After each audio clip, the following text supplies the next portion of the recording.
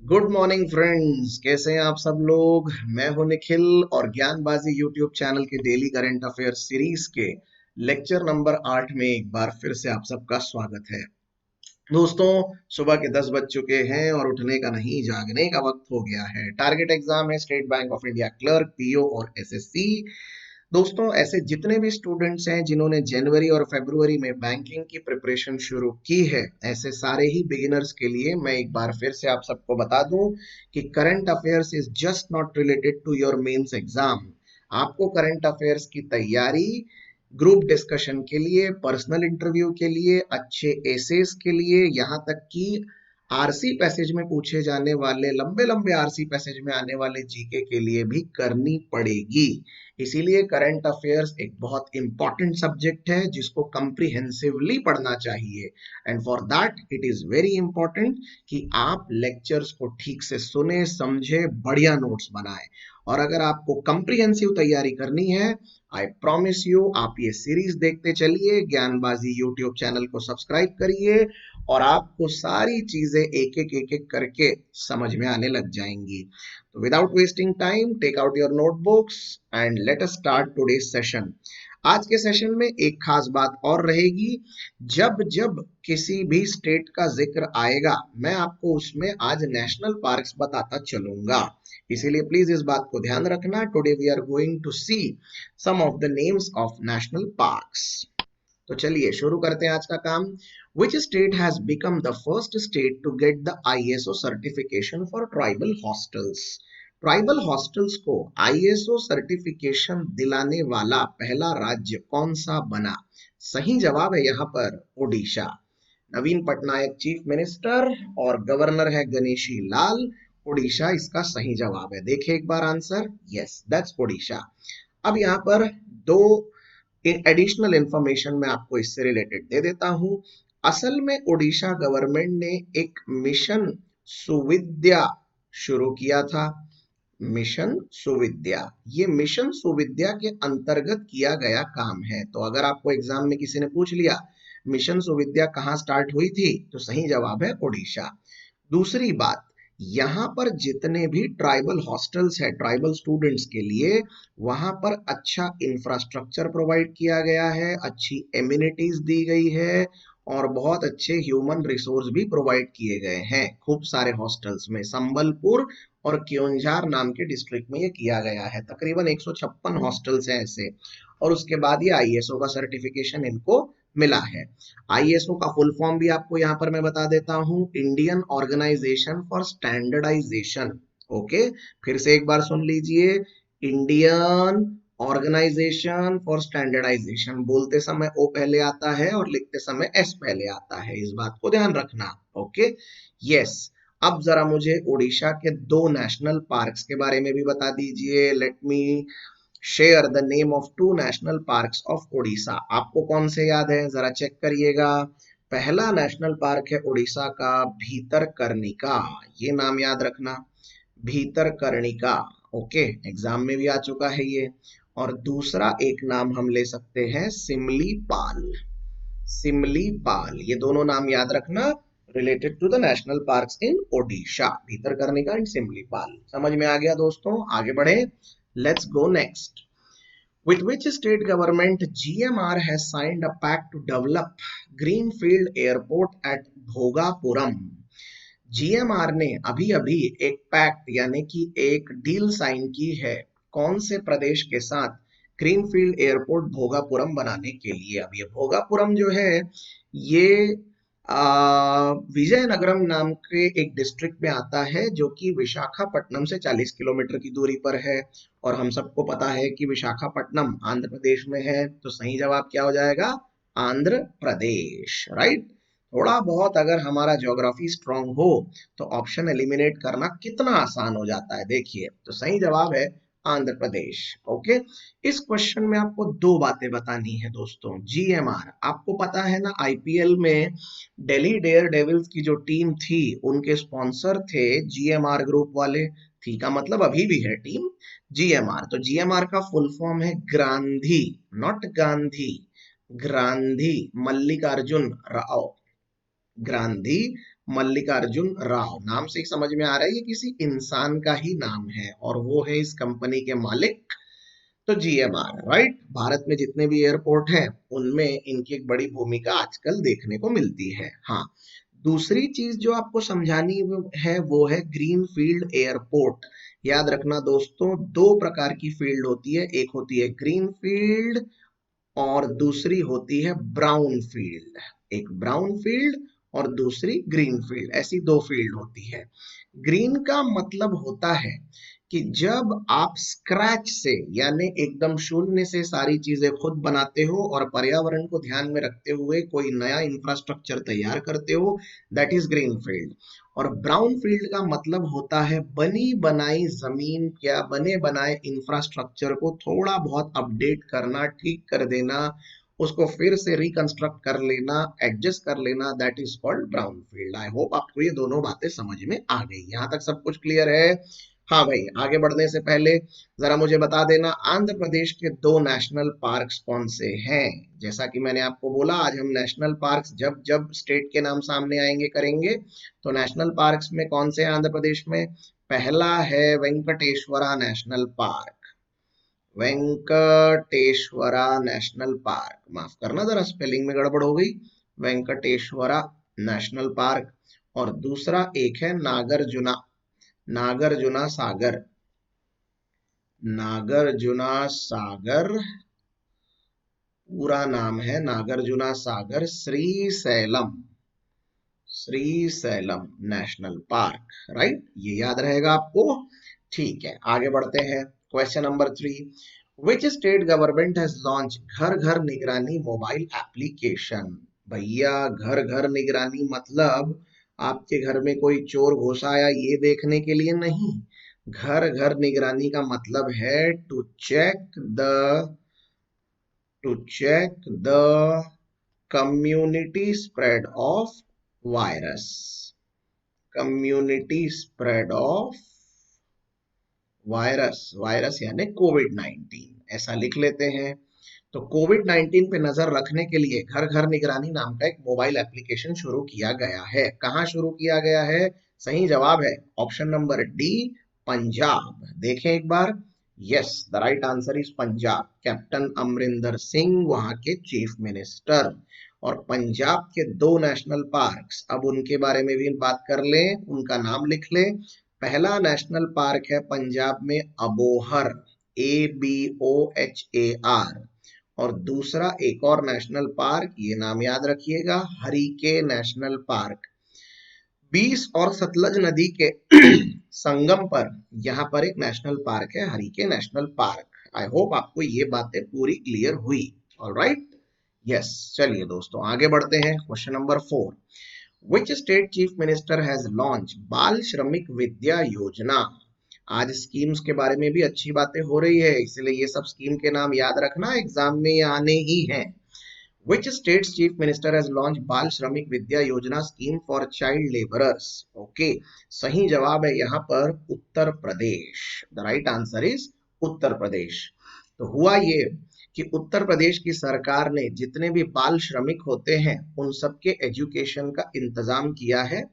इसकी घोषणा उन्होंने international child labour prohibition day के दिन की थी। बाल मजदूरी के खिलाफ जो दिवस मनाया जाता है, उस दिन योगी आदित्यनाथ ने ये एक बड़ा ऐलान किया था। और कब मनाया जाता है ये चाइल्ड लेबर प्रोहिबिशन डे? ये मनाया जाता है जून 12 को।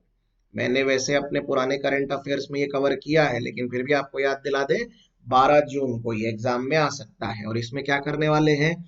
इसमें 1000 रुपए और 1200 रुपए की स्टाइफंड देने वाले हैं, नॉट स्कॉलरशिप। सेलेक्टेड स्टूडेंट्स को मिलने वाला है ये। लड़कियों को मिलेंगे 1200 रुपए और लड़कों को मिलेंगे 1000 रुपए, ऐसा इसमें प्रावधान रखा गया है।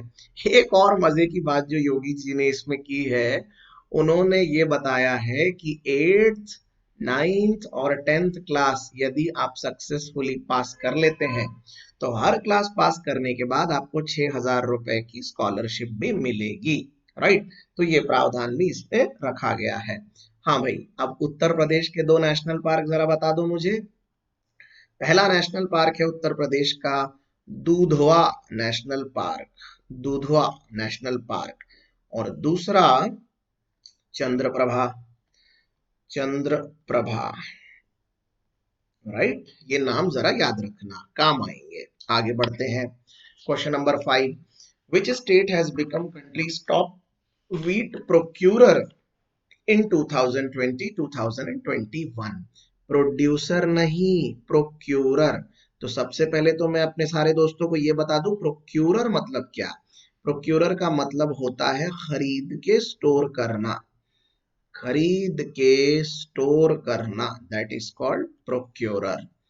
ओके, तो सबसे बड़ा व्हीट प्रोक्यूरर स्टेट कौन सा बना? सही जवाब है option number C, Madhya Pradesh. Yes, the right answer is Madhya Pradesh. कौन है चीफ मिनिस्टर भैया मध्य प्रदेश के? कमलनाथ तो नहीं है?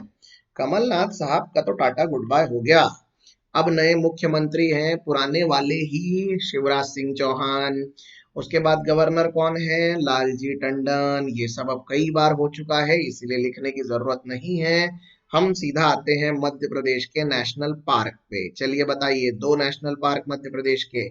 पहला नेशनल पार्क कान्हा किसली, कान्हा किसली एक शानदार टाइगर रिजर्व है। कान्हा और किसली ये दो गांव के नाम है बाय द वे।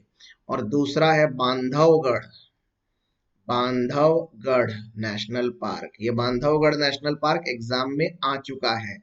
मैं बराबर ऐसी चीजें डिस्कस कर रहा हूं जो आपको एग्जाम पॉइंट ऑफ व्यू से बेहद जरूरी है समझना।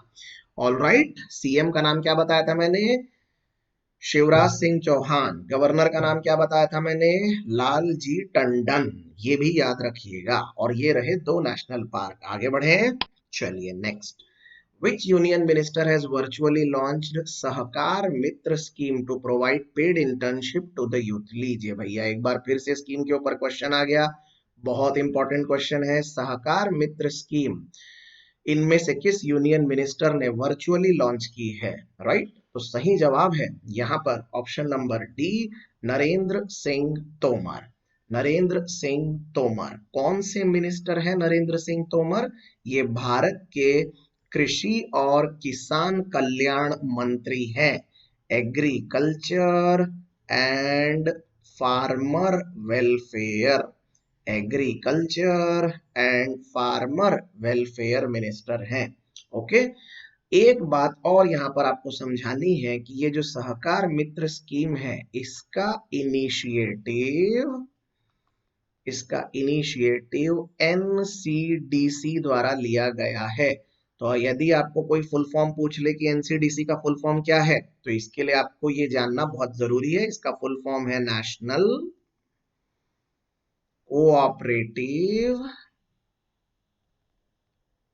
Development corporation, national cooperative development corporation. All right, याद रहेगा आपको, वेरी वेरी इंपॉर्टेंट। चलिए let's go next, answer check कर लेते हैं। Yes, that's Narendra Singh Tomar. Let's go next. Name the Indian American soil scientist who has won the prestigious world food prize.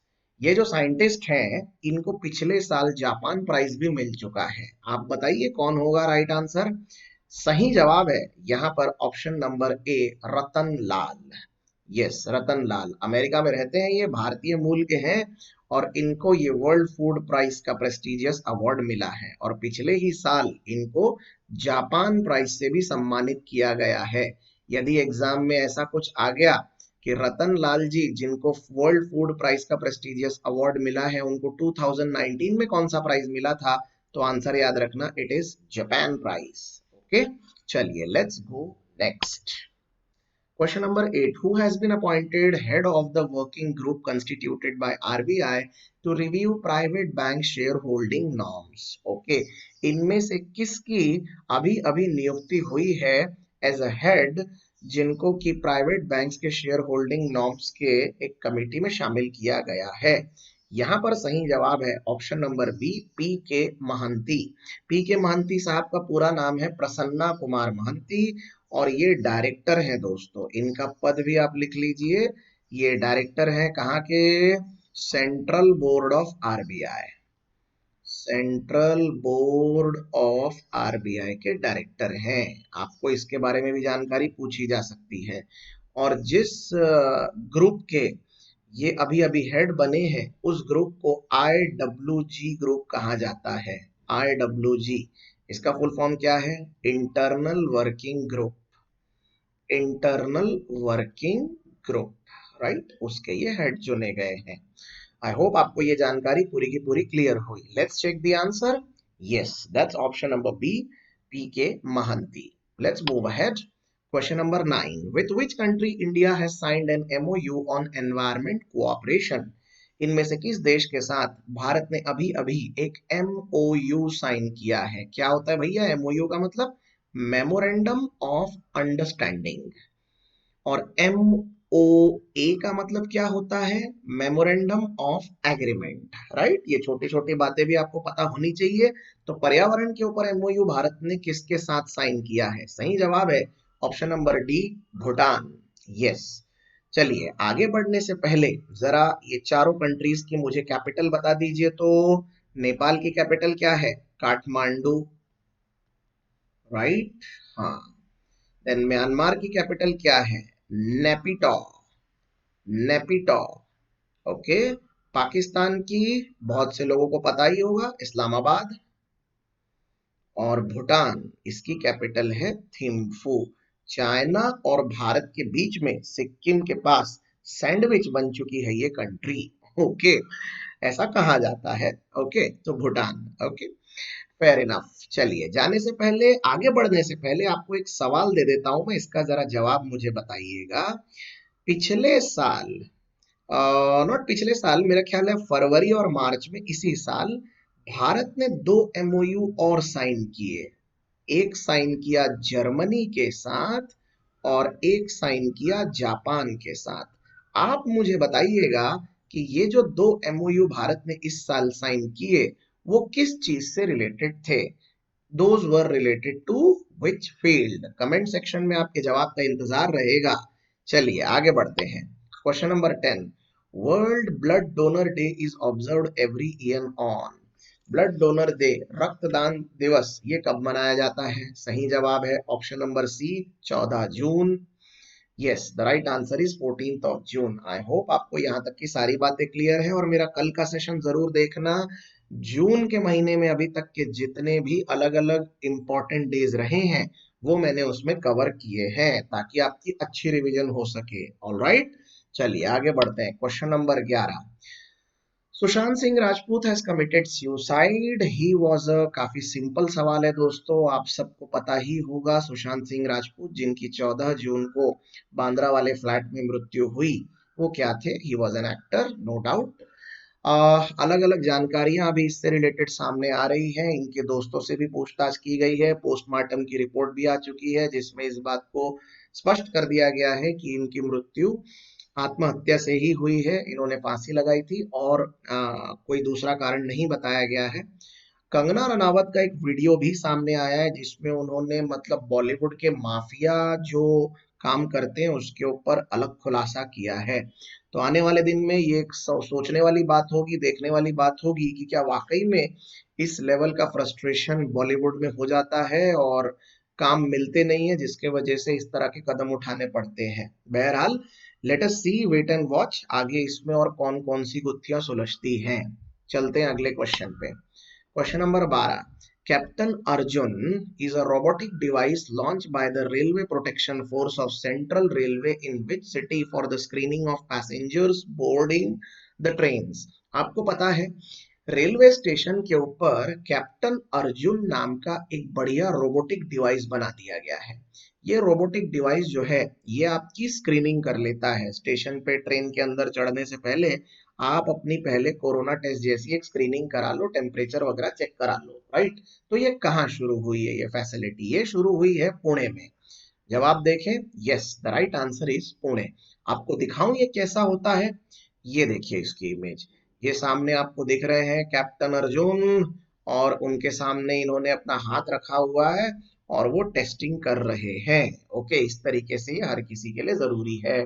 Alright, चलिए आगे बढ़े। Question number 13. Who is the head of the 7-member empowered group of secretaries formed by the government of India for attracting investment in the countries? आपको मैंने कल भी बताया था कि भारत में अभी फॉरेन डायरेक्ट इन्वेस्टमेंट अच्छा आ रहा है, जिसके वजह से भारत का विदेशी मुद्रा भंडार 500 अरब के ऊपर जा चुका है। सरकार चाहे तो इससे हमारी गरीबी मिटा सकती है भैया, रुपए को डीवैल्यूएट करो ना, कोई प्रॉब्लम नहीं है। 500 अरब किस दिन के लिए बचा के रखे हैं आपने, ये जल्दी जल्दी करना चाहिए भारत सरकार को। तो अब ये जो एम्पावर्ड ग्रुप ऑफ सेक्रेटरीज जो बनाया गया है, उसके हेड कौन है? उसके हेड है भारत के कैबिनेट सचिव यानी cabinet secretary, right. So the right answer is option number B. कोई बता सकता है मुझे भारत के कैबिनेट सेक्रेटरी साहब का नाम क्या है? इनका नाम है राजीव गौबा। बहुत बहुत बहुत इंपॉर्टेंट सवाल है ये नाम जरूर याद रखना। अगस्त 2019 में इनकी नियुक्ति हुई थी, राजीव गौबा। कैबिनेट सेक्रेटरी भारत के सबसे बड़े ब्यूरोक्रेटिक पोजीशंस में से एक होता है, right, with a salary of 2.5 lakh rupees per month. आगे बढ़े। 14th, according to Poonam Avlokan survey, the population of the Asiatic lion at the Gir sanctuary risen to 29% approx in last 5 years. The Gir National Park is located in which state? लो भाई कर लो बात, बड़ा ही easy सवाल पूछ लिया इन लोगों ने 4 line के क्वेश्चन के बाद। एक पूनम अवलोकन सर्वे हुआ है जिसमें शेर जो सिंह होते हैं लायंस, उनकी पॉपुलेशन काउंट की गई, तो पता चला कि पिछले 5 साल में लायंस की पॉपुलेशन 29% से बढ़ गई है। और ये कहाँ देखा गया? गिर नेशनल पार्क में। तो सवाल ये है कि गिर नेशनल पार्क कहाँ है? बहुत से बच्चों को इसका जवाब पता ही होगा। गिर national park is located in Gujarat. Okay, आपको एक मजे की बात बताऊं, भारत इकलौता ऐसा देश है जहां पर आपको लॉयन और टाइगर दोनों देखने को मिलते हैं पूरी दुनिया में। ब्राजील और अमेज़न के जंगल में भी ऐसा नहीं होता, लॉयन और टाइगर दोनों एक साथ कहीं नहीं है। It is only in India जहां पर आपको लॉयन भी मिलेंगे और टाइगर भी मिलेंगे। और अच्छे लॉयन देखने हैं आपको, गिर नेशनल पार्क जाइए गुजरात में। तो सही जवाब है यहाँ पर गिर नेशनल पार्क। अब स्टेट की बात कर ही रहे हैं, मैंने आपको बोला था कि नेशनल पार्क के ऊपर बात करेंगे, तो जरा 2 नेशनल पार्क जो गुजरात में है उनके नाम भी बता दीजिए। पहला तो हो गया गिर, जिसके ऊपर ये सवाल बना है, और एक दूसरा नाम आप और याद रखना, black bug national park. Okay, ये भी गुजरात में ही है। आई होप आपको ये बातें याद भी रहेंगी। आगे बढ़े। Question number 15, which state government implemented food forest project in tribal belts of the state recently? इनमें से कौन से राज्य ने एक फूड फॉरेस्ट प्रोजेक्ट शुरू किया है ट्राइबल बेल्ट्स के लिए? आदिवासी लोगों के लिए अन्न योजना है ये एक तरह की, जिसमें आदिवासियों को फूड सिक्योरिटी दी जा रही है। एकदम अंदर अंदर के जो गांव है, इंटीरियर एरियाज में बसे हुए, वहां पर फूड सिक्योरिटी दी जा रही है विलेजेस में, राइट। तो ये ट्राइबल विलेजेस में जो काम हो रहा है, ये कहाँ हो रहा है? सही जवाब है इसका option number D, it is in Kerala. Okay, yes. तो केरला के चीफ मिनिस्टर साहब कौन? पिनरई विजयन। कई बार करवा चुका हूं, सुनिए और लिखते चलिए, मैं नहीं लिख रहा। दूसरा गवर्नर कौन? मोहम्मद आरिफ खान। ये भी आपको पता होना चाहिए, नहीं पता तो ठीक से सुनिए।